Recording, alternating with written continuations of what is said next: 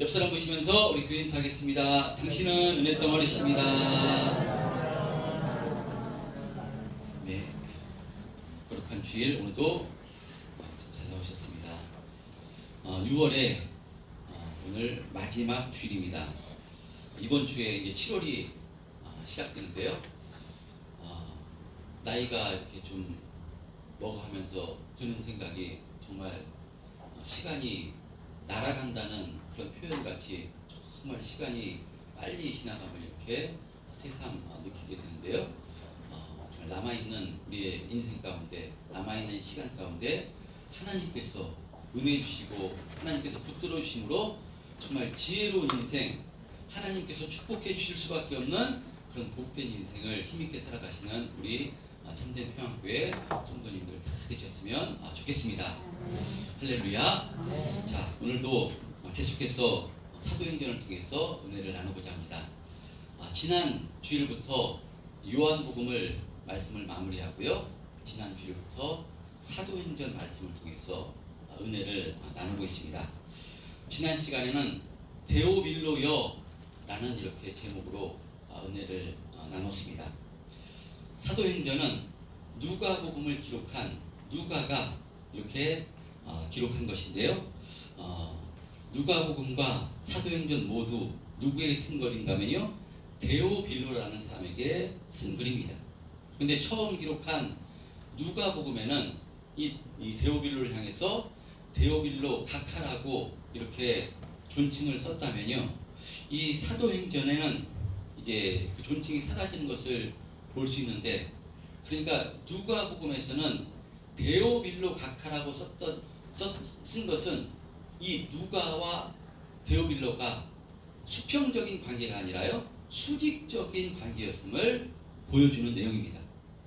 아직 데오빌로가 복음 안으로, 교회 안으로 온전히 들어오지 못했기에 데오빌로가 가지고 있는 이 세상적인 호칭, 지위를 붙여서요, 그를 데오빌로 각하라고 불렀다면, 사도행전에서는 친구를 부르듯이 다정하게 데오빌로여라고 이렇게 부르고 있는 것인데, 이것은 데오빌로가 기독교 복음 안으로, 교회 안으로 온전히 한몸돼서 들어왔음을 보여주는 내용입니다. 우리가 교회 안으로 들어오게 되면요, 교회 안에서는 세상적인 지위와 조건이 사라지게 되고 그리스도 예수 안에서 전부 다 한 몸이기 때문에 형제 자매가 되는 것입니다. 그리고 호칭도 어떻게 바뀌는 것인가 하면요, 성도님, 집사님, 안수 집사님, 권사님, 이렇게 장로님, 교회에서 받은 직분을 이렇게 부르게 됩니다.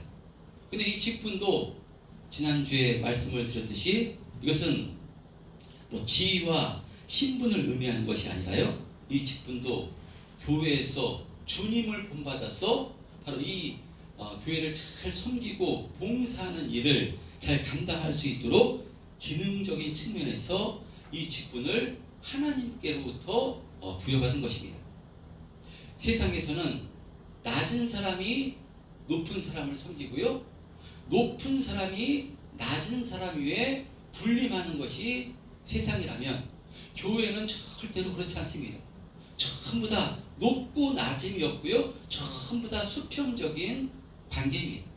그런데 가족 간에도 형이, 먼저 태어난 형이 동생을 보살피고 섬기듯이요, 이 교회에서도 먼저 예수를 믿어 그 직분을 받은 그 직분자가 이제 새로 들어온 성도들을 겸손히 주님의 마음, 주님의 심정을 본받아서 겸손히 낮아져서 섬기고 잘 또 봉사하는 일을 감당하라고 하나님께서 바로 이제 직분을 주신 것입니다. 자, 그러니까요, 이 교회는 이 겸손히 낮아져서 특별히 연약한 자, 소외된 자, 바로 상처받은 자들을 사랑으로 섬기는 공동체가 교회인 줄 믿습니다. 전 우리 참된 평안교회가 이렇게 사랑의 공동체가 되었으면 좋겠습니다. 여러분, 그러려면 어떻게 해야 되겠습니까? 그것은요, 성령님께 확실히 붙들림 당해야 될 줄 믿습니다. 성령님 우리를 확실히 붙들으셔서 성령님이 우리 안에서 우리를 주장해 주실 때 겸손히 우리가 우리 자신을 낮추고 섬기고 사랑하는 삶을 살게 되는 줄 믿습니다. 이것을 잘 보여주는 인물이 저는 데오빌로라고 생각됩니다. 데오빌로 처음에는 누가로부터 각하라는 칭함을 받던 대단한 세상 권세를 가졌던 존재였는데 그런 그를 누가가 데오빌로여 라고 이렇게 부를 수 있도록 그가 예수님의 십자가 복음을 통해서 성령을 통해서 이것을 깨닫고 나서 자신을 겸손히 낮춰서 교회 공동체 안으로 이 누가를 형제로 받아들였기 때문에 누가가 같은 형제이기 때문에 각하라는 존칭이 없어지고 데오빌로여 라고 이렇게 부를 수가 있는 관계가 된 것입니다. 그것은 데오빌로가 세상적인 가치관에서 하나님의 가치관으로 들어온 것이고 교회 공동체 안으로 온전히 들어왔기 때문에 이런 은혜의 역사가 일어난 것입니다. 정말 이 데오빌로가 영적인 영안의 눈이 열어져 하나님 나라 공동체 안으로 들어온 것입니다. 여러분 그래서요 지난 말씀에서는 이런 데오빌로에 집중해서 데오빌로를 본받아서 우리도 성령 충만하여 하나님 나라 공동체 안으로 확실히 들어와서 교회와 온전히 한몸 되므로 데오빌로와 같이 겸손히 낮아져서 우리를 통해서 주님의 은혜, 생명의 은혜가 넘쳐나는 그런 복된 삶을 살자고 말씀을 드렸는데요. 자, 그런데 이렇게 데오빌로가 변화된 것 누구로 인함이겠습니까? 누구로 인해서 이렇게 데오빌로가 변화가 된 것이겠습니까? 이것은요 누가 때문입니다. 누가 때문인 줄 믿습니다. 여러분 누가는 이제 막 기독교 신앙 안으로 관심을 보이고 있는 데오빌로에게 그가 그때까지 알고 있는 예수님에 대해서 이 복음에 대해서 더 확실히 알게 하고자 누가복음을 기록해서 그에게 써보낸 것입니다. 지난 주일에도 말씀을 드렸듯이요 이 당시 뭐 컴퓨터가 있었겠습니까? 뭐 종이가 있었겠습니까? 지우개가 있었겠습니까? 저도 설교를 준비할 때 컴퓨터로 하니까요 참 편합니다. 이렇게 설교문을 작성하다가 뭐 연결이 잘 안 된다든지 마음에 들지 않는 그런 그 부분 같은 경우는요 지웠다 썼다 컴퓨터로 하니까요 참 편합니다. 근데 이때 당시 이런 것이 없으니까 갈대 껍질을 가로 세로로 이렇게 눌러서요 만든 파피루스라는 그런 그 종이 대신한 거기에다가 새 깃털로 뭐 무슨 먹물을 찍는다든지 그래서 잉크를 찍어서 기록했을 텐데 잘못 쓰면 뭐 지울 수도 없으니까 한자 한자 집중해서 정말 이것을 이 누가복음을 이 데오빌로를 위해서 기록했을 것입니다. 참 힘든 작업이었을 것입니다. 돈을 주고 원고료를 받고 이런 작업을 한다고 해도요 참 쉽지 않고 힘든 일인데 이 누가는요 데오빌로에게 이렇게 이 복음에 대해서 예수님에 대해서 알게 해주고자 바로 이런 작업 엄청나게 힘든 작업을 잘 감당했던 것입니다. 누가 주신 마음이겠습니까? 누가 이런 마음을 주겠습니까? 저는 성령님께서 이런 마음을 주셨을 것이라고 확신합니다. 성령께서 이런 마음을 주시니까요 이 데오빌로 이제 막 기독교 복음 안에 이 기독교에 관심을 보이고 있는 이 데오빌로에게 이 복음에 대해서 하나님의 사랑에 대해서 예수 그리스도가 누구신가 이거에 대해서 전해주고픈 마음이 성령을 통해서 막 드니까요 이런 힘든 작업을 정말 감사함으로 누가가 감당을 했을 것입니다. 어찌 보면 원수 아니겠습니까? 데오빌로 무슨 상관이 있습니까? 점령군 로마의 높은 관료입니다. 누가는 유대인입니다. 그럼 관계가 사랑할 수 없는 관계고요. 무슨 상관이 있다고 이런 마음이 들겠습니까? 근데 성령을 통해서 이 복음을 깨달으면 하나님의 사랑을 깨달으면요 우리가 찬송가 가사에서도 우리가 예수를 믿으면 원수도 친구로 변한다는 그런 이 찬송가 가사 뜻이요. 정말 이런 마음이 성령께서 주시는 마음이 들어서요. 데오빌로를 긍휼히 여기고 데오빌로를 사랑하는 그런 마음이 누가에게 생겨서 누가가 이 누가복음을 기록해서 데오빌로에게 바로 전해 줄 것입니다. 여러분, 이것은 성령 받아 누가가 예수님을 인격적으로 만나고 예수님의 십자가 복음을 통해서 거듭난 하나님의 자녀가 되었기 때문에 성령께서 누가에게 이런 마음을 주셨을 것이라고 확신합니다. 여러분, 사람이 언제 바뀌게 됩니까? 그것은요, 성령을 통해서 예수님을 만나면 그 사람이 변화가 되는 줄 믿습니다. 성령으로 충만하게 되면요, 예수님이 우리를 주장하게 되고요, 하나님이 우리를 주장하기 때문에 그때서 사람이 바뀌게 됩니다. 여러분, 예수를 믿는다는 것은 무엇이겠습니까? 요한복음 1장 12절에 영접하는 자, 곧 그 이름을 믿는 자들에게는 하나님의 자녀가 되는 권세를 주신다고 말씀하는데, 우리가 예수님을 영접한다는 것은 예수님을 나의 구주로, 나의 주로 영접하는 것입니다. 예수를 믿는다는 것은요, 예수님을 나의 구주로, 나의 주로 영접하는 것입니다. 그러니까 예수를 믿게 되면요, 주인이 바뀌게 되는 것입니다. 예수를 믿기 전에는 내가 주인입니다. 내가 주장하는, 나를 주장하는 인생에서요, 예수님을 믿는다는 것은 예수님을 나의 구주로 영접하는 것이기 때문에 주인이 바뀌게 되는 것입니다. 그래서 예수님이 나를 주장하는 삶, 예수님께서 나를 인도하는 삶을 살게 되는 것, 이것이 예수를 믿는 것입니다. 여러분, 그러면 우리가 어떻게 예수님을 믿게 되는 것입니까? 내가 주인 돼서 살던 사람이 예수님을 나의 구주로 어떻게 영접할 수 있는가? 성경은요, 그것은 예수님을 나의 구주로 영접할 수 있는 단 한 가지 방법은요, 오직 한 가지, 성령으로 말미암는 것 밖에는 없다고 말씀합니다. 고린도전서 12장에 보면요, 성령의 은사에 대해서 말씀하는데 3절 하반부에 보면 이렇게 말씀합니다. 또 성령으로 아니하고서는 누구든지 예수를 주라 시인할 수 없느니라 라고 고린도전서에 말씀합니다. 고린도전서 잘 아시는 듯이 누가 기록한 것인가 하면요, 사도 바울이 고린도 교회 성도들에게 보낸 서신서입니다. 근데 사도 바울, 우리가 잘 알고 있듯이요, 어떤 인물입니까? 사도행전 8장부터 사도 바울 되기 전 사울이 사도행전 8장부터 등장하는데, 이 사울은요, 사도 바울은 이 예수님을 주가 아니라 원수로 여겼던 사람이 사울이었습니다. 그래서 이 사울은요, 이 예수를 바로 이 하나님의 이름을 더럽히고 하나님의 주신 율법을 훼손한 그 죄로 십자가에서 죽어 마땅한 죄인으로 알고 있었던 사람이 사울이었습니다.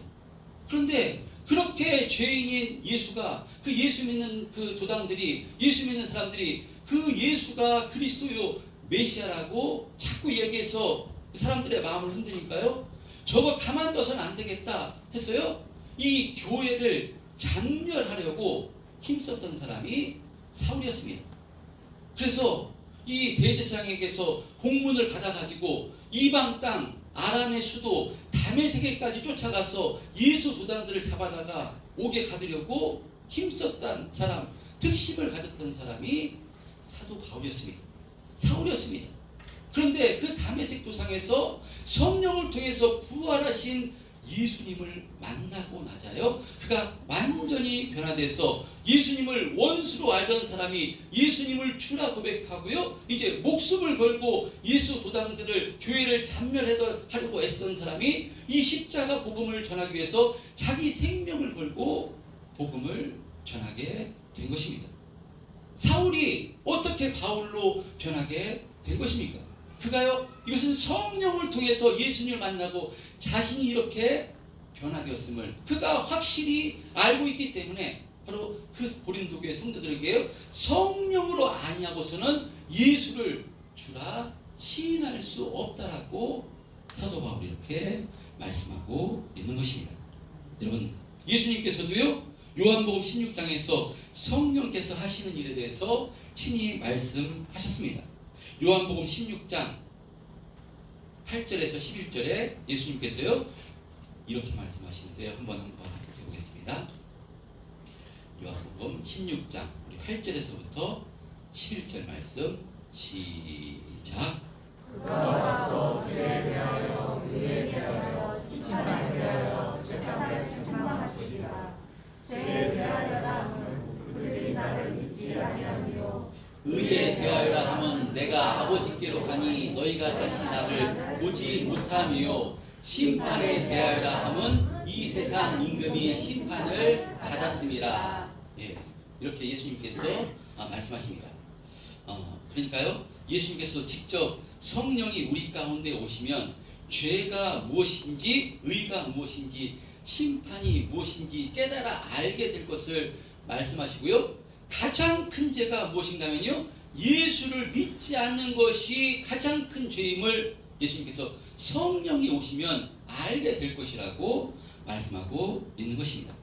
그래서요 성령을 받으면 죄가 무엇인지 깨달아 알게 됩니다.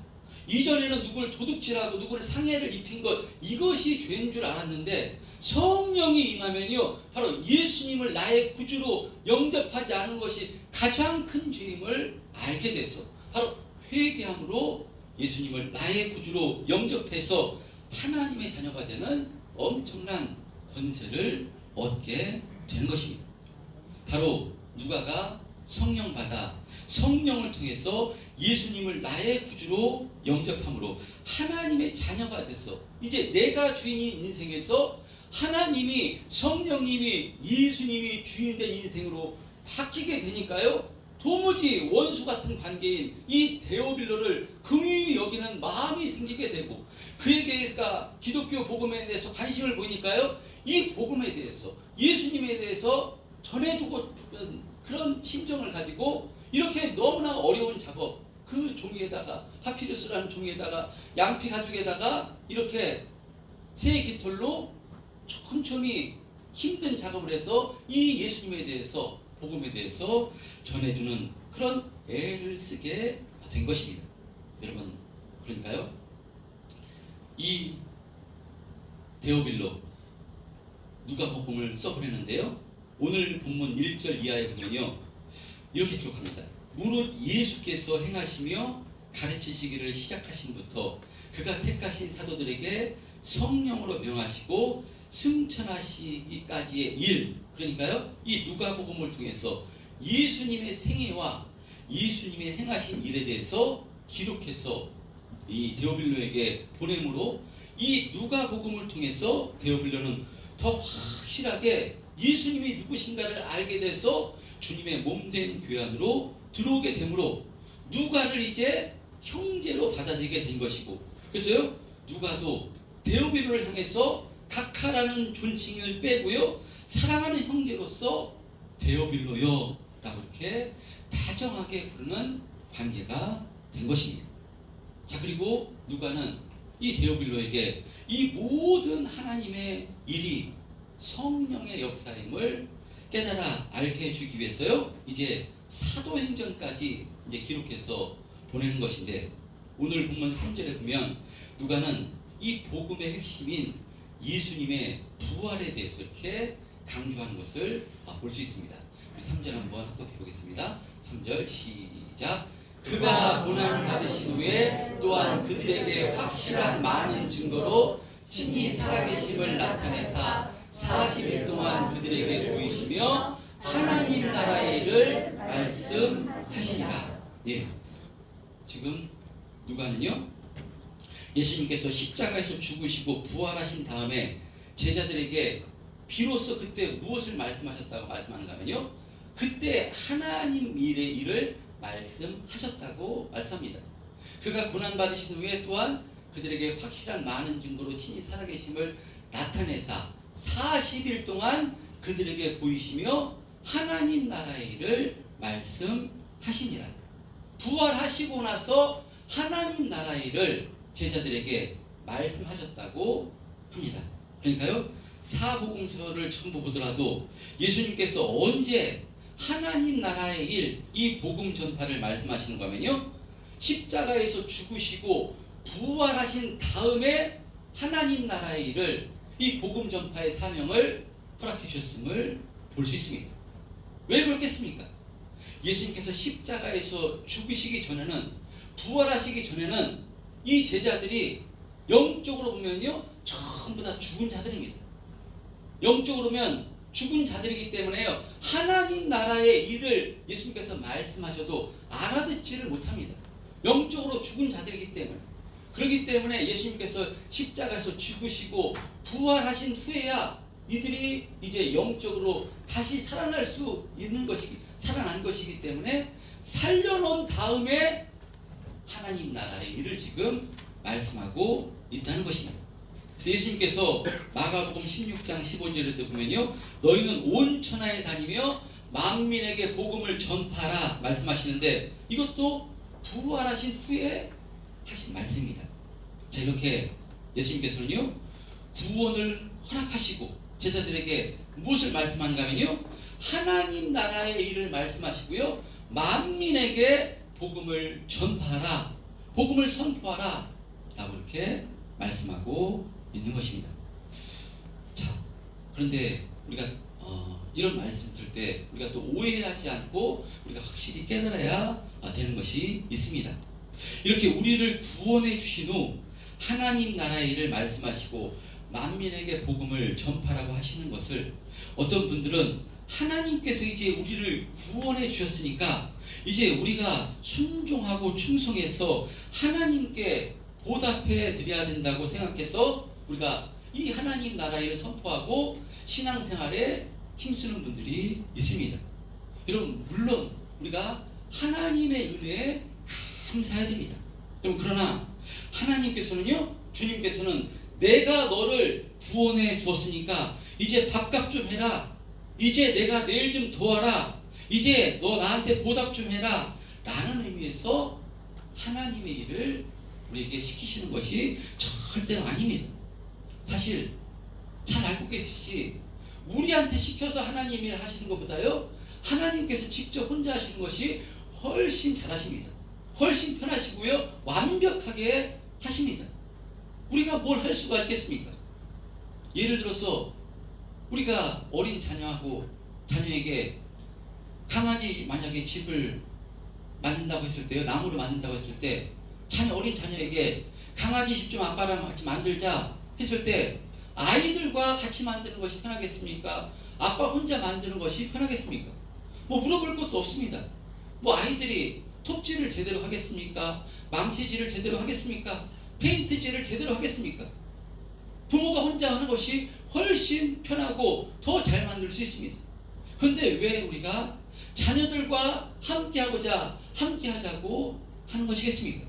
이것을 통해서 아버지와 그 추억을 만들고 싶어서 같이 하자고 하는 것이고요, 톱질은 이렇게 하는 거야, 망치질은 이렇게 하는 거야, 페인트칠은 이렇게 하는 거야, 이것을 어린 자녀들에게 가르쳐 주고 싶어서, 가르쳐 주면서 이런 추억을 쌓고 싶고, 그래서 이 자녀들이 성장해서 또 자기 자녀에게 이런 것을 또 해주고 싶은, 좋겠다, 그런 마음으로 부모가 자녀에게 함께 하자고 이렇게 하는 것입니다.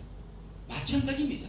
여러분, 하나님께서 우리에게 뭐가 할 수 있다고, 우리가 무슨 능력이 있다고, 속에는 쇳덩어리인데 우리한테 무슨 하나님 나라 일을 하라고 이야기하고 복음 전파 일을 하라고 말씀하는 것이겠습니까? 이것은요, 하나님께서 이 일을 통해서 너 힘으로는 할 수 없지만 내가 그 일을 할 수 있도록 이제 성령을 너에게 줄 것이니까 성령께 붙들려서 네가 주인인 것이 아니라 성령이 주인 돼서 이 일을 함으로써 나와 영적인 추억을 같이 하자. 이것을 통해서 내가 너를 얼마나 사랑하는 것인지 그것을 깨닫게 해주시기 위해서, 또 우리에게 믿음을 성장케 해주시기 위해서 이렇게 바로 하나님 나라의 일을 같이 하자고, 이 복음 전파 일을 같이 하자고 우리에게 말씀하고 있는 것입니다. 할렐루야. 여러분, 사도행전에 보면요, 베드로를 시작해서요 뭐 스데반 집사, 빌립 집사, 또 이제 사도 바울 이야기가 계속 등장합니다. 그런데 이들이 무슨 능력이 있어서 이와 같은 역사, 하나님 나라 일을 할 수 있다는 말입니까? 이것은 전부 다 성령 받고 나서요, 성령께서 도와주심으로, 성령께서 역사이심으로 이와 같은 역사가 일어나는 것입니다. 베드로만 봐도 마찬가지입니다. 몇 주에 걸쳐서 우리 베드로 얘기를 많이 말씀을 들었는데요, 베드로 자신이 주인 되었을 때는요, 무서워서 죽을까봐 두려워서 예수님을 부인했던, 저주까지 해서 부인했던 베드로였습니다. 근데 성령 받자요, 어떻게 변하는가 하면요, 죽음이 두렵지 않고요, 아무리 협박을 해도요, 이 복음을 전하는데요, 복음을 전하는데 그가 복음을 선포하자 사도행전에 3,000명 5,000명이 회개하고 예수 믿는 역사가 일어납니다. 누가 하시는 역사겠습니까? 베드로가 하는 역사가 아니라요, 성령께서, 예수님께서 하시는 역사인 줄 믿습니다. 여러분, 예수님이 이와 같은 능력 있는 삶을 살게 주시기 위해서, 그래서 제자들에게 무엇을 말씀하는가 하면요, 오늘 본문 4절 5절에 이와 같이 말씀합니다. 4절 5절 시작. 사도와 그들의 군사 그들에게 분하여 이르시되 예루살렘을 떠나지 말고 내게서 들은바 아버지께서 약속하신 것을 기다리라. 요한은 물로 세례를 베풀었으나 너희는 몇 날이 못되어 성령으로 세례를 받으리라 하시니라. 예, 이와 같이 약속하신 성령 세례를 받을 것을 말씀하고 있는 것입니다. 그러니까 누가복음에서도요, 마지막 주님께서 하늘로 올라가시기 전에 누가복음 24장 49절에 보면요, 볼지어다 내가 내 아버지께서 약속하신 것을 너희에게 보내리니 너희는 위로부터 능력이 임할 때까지, 입혀질 때까지 이 성에 머물라 하시니라 말씀합니다. 위로부터 임하는 능력, 여러분, 그러니까 우리가 구원받는 것, 또 구원받은 자녀답게 힘있게 살 수 있는 것, 그것은요, 우리 힘과 우리 능력이 아니라요, 위로부터 임하는 능력이 우리에게 임할 때, 할렐루야, 바로 위로부터 임하는 능력, 성령이 우리 가운데 임할 때, 성령께서 주시는 은혜와 힘이 우리를 주장할 때, 내가 주인이 아니라 성령께서 우리를 주장할 때 이와 같은 능력 있는 삶을 살게 되는 줄 믿습니다. 모든 것이 성령으로만 가능한 것입니다. 그래서 예수님께서요, 부활 승천하시면서 마지막으로 제자들에게 뭐라고 말씀하는가 하면요, 마태복음 28장 20절에 보면요, 볼지어다 내가 세상 끝날까지 너희와 항상 함께 있으리라 말씀합니다. 예수님 부활 승천하셨는데 어떻게 우리와 세상 끝날까지, 주님 다시 오실 때까지, 우리가 천국 가는 그날까지 어떻게 함께 있겠다는 것입니까? 그것은요, 내 이름으로 보내실 성령께서는 예수님의 영이기 때문에요, 성령이 우리 가운데 오셔서요, 우리가 영원토록 함께 하시겠다고 약속하고 있는 것입니다. 할렐루야. 여러분, 이제 성령을 우리는 기다리지 않아도 됩니다. 이미 오순절 성령 강림 사건을 통해서요, 성령이 임하셨습니다. 이미 여러분 심령 가운데 성령이 임하신 것입니다. 성령으로 아니하고서는 예수를 주라 시인할 수도 없고 이 자리에 나올 수가 없는 것입니다. 성령께서 이미 여러분을 주장하셔서 거룩한 주일, 세상 사람들은 세상의 일을, 세상의 유혹을 따라 살아가고 있지만요, 지금 여러분은 성령께 이끌림 당해서 이 예배 자리에 나오신 줄 믿습니다. 할렐루야. 그러면 이제 우리의 반응은 무엇이겠습니까? 우리의 반응, 성령님께 반응해야 되는 줄 믿습니다. 여러분, 구원 어린아이로, 응아로 태어나는 것, 어린아이로 태어난 하나님의 자녀로 처음 태어난 것은요, 일방적입니다. 하나님께서 일방적으로 하십니다. 그래, 구원 받았으면 이제 구원 받은 자답게 하나님을 기쁘시게 하고 성숙한 이 성도로 세워져 가는 것은요, 하나님이 혼자 다 하지 않습니다. 성령께서 하시는데요, 성령은 인격적이십니다. 내가 하려고 하지 않는데, 내가 성령께 붙들림 당하지 않으려고 하는데 악한 마귀가 교묘하게 우리를 유혹합니다. 그래서 우리 안에서는요, 하나님 자녀임에도 불구하고 성령의 마음과 내 마음이 싸웁니다. 계속해서 우리 신령 가운데 싸웁니다. 내 마음은 무엇이겠습니까? 내 마음은 죄입니다. 내가 나를 주장하는 것 죄입니다. 이 죄와 성령이 우리 심령 가운데 계속해서 싸웁니다. 그때 우리는요 성령께 확실히 붙들림 당해야 되는 줄 믿습니다. 성령께 붙들림 당하는 것이요 최고로 능력 있는 삶을 사는 비결이고요, 정말 복되고 능력 있는 삶을 살 수 있는 길입니다. 그래서 예수님께서요 이 정말 하나님 나라의 일을 하며 복음 전파 일을 하며 이 흔들리는 세상 가운데 악한 마귀의 역사를 이기며 날마다 감사로 충만해서 승리하는 삶을 살 수 있도록 주님께서 성령을 우리에게 주시겠다고 약속하신 것이고요, 우리가 성령을 받은 존재인 줄 믿습니다. 그렇다면요 이제 성령으로 충만하기를 힘써야 되는 줄 믿습니다. 성령으로 충만하면 목사님 하나님 나라의 일하고 이 복음 전파 일하고 그러면 너무 힘든 건 아닙니까? 왜 이게 너무 저는 그냥 그렇게까지는 하고 싶지 않은데요, 자꾸 우리 마음에서요 이런 마음 속에서 이런 마음 싸웁니다. 여러분 그러나요? 이런 마음에 치는 것이 아니라요 성령께 붙들려서 성령이 주인돼서 우리를 움직이면요 정말 복되고 능력 있는 삶을 살게 되는 줄 믿습니다. 이 땅의 삶 근심 걱정 염려가 너무나도 많습니다. 물질 소비부터 시작해서요 건강의 염려, 자녀의 문제, 여러 가지 극진 염려가 있는데 그런 가운데 어떻게 그것을 이기고 감사로 충만한 삶을 살 수 있는가? 성령께 붙들릴 때. 할렐루야. 그럼에도 불구하고 또 주님께서 우리와 함께 하시며 날마다 지켜 보이시며 천국까지 인도의 힘이 믿어지고 또 하나님 나라의 일을 하면 하나님께서 나를 또 이와 같은 일을 힘있게 할 수 있도록 은혜 주심을 알아요. 그 가운데서도 승리하는 삶을 살 수가 있는 것이니 이것이 아버지의 마음이고요, 이 자식을 기르는 이 부모님들은 서두에도 예화로 말씀드렸듯이 이것이 우리를 억지로 시키는 것이 아니라 율법으로 이제 밥값 좀 해라도 살려줬으니까 구원시켜줬으니까 내일 좀 해서 너 좀 써먹자, 이런 의미가 아니라요 내가 너와 함께하고 싶다, 영적인 추억을 하고 싶다, 네가 살 곳은 이 땅이 아니라 영원한 천국이 아니냐, 이것이 내가 천국에서 내가 이 땅에서 성령께 붙들려서 사는 삶, 천국에서는 하나도 땅에 떨어지지 않고 내가 전부 다 갚아주마 축복해주마 말씀하고 있는 것이니까요, 성령께 붙들림 당할 때 정말 능력 있는 삶을 살 수 있는 것이고요, 이기고 승리하는 삶을 살게 되는 줄 믿습니다.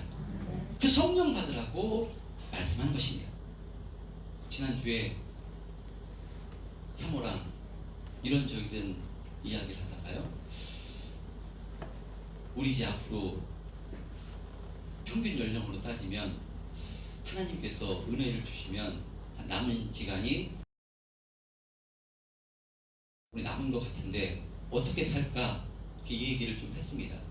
지나간 그 얘기하면서요, 우리 남은 삶 이제 지나고 나보니까 애 키우다 보니까 참 어떻게 시간이 지나갔나 모르게 이제 시간이 이렇게 흘러서 나이가 뭐 하는데 이제 하나님께서 은혜 주시면 평균 연령으로만 살게 은혜 주신다면 한 20-30년 저는 남은 것 같습니다. 은혜 주시면 20-30년 살고 싶습니다. 그래서 20-30년 남았는데 그 남은 기간 어떻게 살아야 될 것인가, 그렇게 이 얘기를 하다 보니까요 정말 시간이 이렇게 금방 지나가는데 우리가 살 곳은 이 땅이 아니라 영원한 천국 하나님 나라에서 살게 될 것이고, 그리고 20-30년 지나면 하나님 나라 하나님 앞에서 심판대 앞에 서게 될 것인데 그때 하나님께서 우리를 보실 때 참 석호야 고생했다 수고했다 이런 말 우리가 하나님께 참 들었으면 좋겠다, 그렇게 생각이 되었습니다. 여러분 우리 참된 평안교회 성도님들이요, 우리 이 자리에 50년 남으신 분도 계시고요, 30년 남은 분도 계시고, 청년들은 나는 너무 많이 남았습니다. 여러분 자신할 것도 못됩니다. 시간이 너무나도 빨리 지나가는데요, 이렇게 빨리 지나가는 우리 인생 속에서 저는 우리 참된 평안교회 성도님들이 이 땅에서도요 하나님 주시는 축복을 누리고요, 정말 시간이 되시면 여행도 하시고요, 그래서 정말 이 땅에서 누리는 삶을 사셨으면 좋겠습니다. 서로 사랑하며 정말 행복한 삶을 사셨으면 좋겠습니다. 할렐루야. 그런데 더 중요한 것은요, 예수님 잘 믿으셨으면 좋겠습니다. 여러분 하나님께서 남은 삶 얼마 남지 않았습니다. 그 남은 기간 동안에 우리에게 성령을 주셨으니까요. 사랑하며 살고 감사하며 살고 누리며 살고, 그것보다도 더 핵심적인 것은 예수님 잘 믿으셔서 20-30년 후에는 영원한 나라 하늘나라에 갈 것인데, 그곳에서 하나님께 칭찬받고, 우리 이 누가가요 데오빌을 향해서 한 영혼, 누가가 데오빌을 향해서 누가복음을 기록했습니다.